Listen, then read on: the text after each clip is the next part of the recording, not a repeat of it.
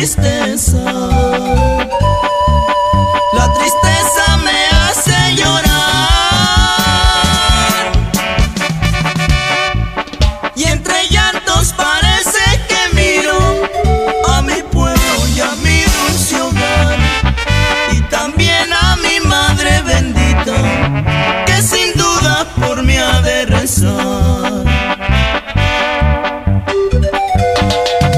Yo ansío con todo mi ser regresar a mi pueblo querido, y mi Dios me lo ha de conceder para morirme allá con los míos.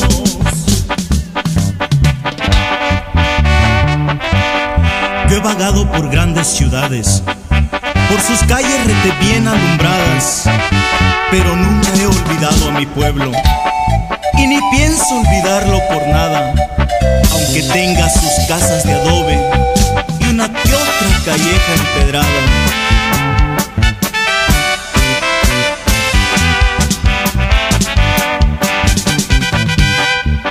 El recuerdo se me hace tristeza.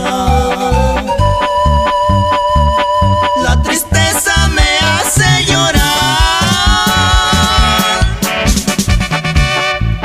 y entre llantos parece que miro a mi pueblo y a mi dulce hogar, y también a mi madre bendita que sin duda por mí ha de rezar.